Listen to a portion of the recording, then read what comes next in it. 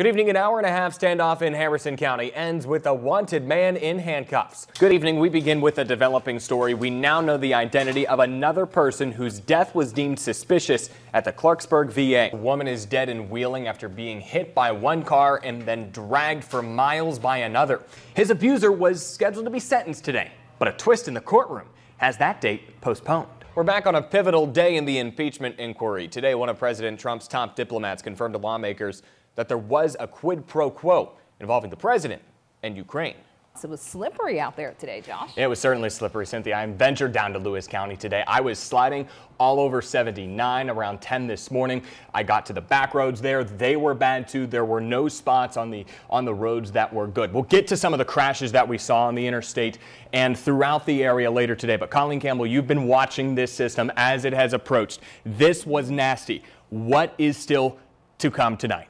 Let's walk over here to the monitor and check out who these impeachment managers are. These are the prosecutors in the case of President Donald Trump. They include high-ranking members of the House, including Intelligence Chairman Adam Schiff and Judiciary Chairman Jerry Nadler of New York.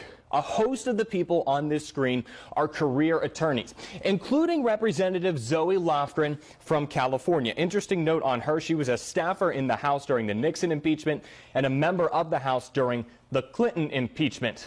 President Donald Trump's impeachment trial expected to begin next Tuesday. Cynthia? Now, we posed the very important question to you on our Facebook page earlier today. Who's going to win the Super Bowl? Who are you pulling for? The Chiefs or the 49ers? Let's take a look at the poll results right now. 61% of you say Kansas City Chiefs are going to win. Haven't been to the big game in 50 years. Only 39% of you say you have the San Francisco 49ers. Darren Zaslow's here to talk strategy. He's the self-proclaimed team captain. He's got the arm sleeve. He's got a couple sample wings. Darren, how do you mentally approach tonight? What's the strategy for you? Good evening, folks. So happy to have you with us live here from the Meadowbrook Mall. We are in the 5 News Event Center for this special Black Friday edition of 5 News at 6. I'm going to turn things back over to our Bridgeport studios where meteorologist Adam Wright is standing by with a look at some of those current conditions. Adam. Certainly more than we could do back here on Earth. Dr. Morgan, we understand you're a Steelers fan as well. Do you cheer on the Mountaineers or do you follow WVU while you're up there? And WDTV's Joe Buchanan is in Colorado with those keeping track of him. Joe, it's so good to see you again. Where is Santa and what are you guys doing out there? This is an email that I found in my inbox earlier today. It claims I've won a $1,000 gift card. That's not exactly the case, obviously. The FBI says it receives hundreds of thousands of complaints every year and wants to make sure you protect yourself.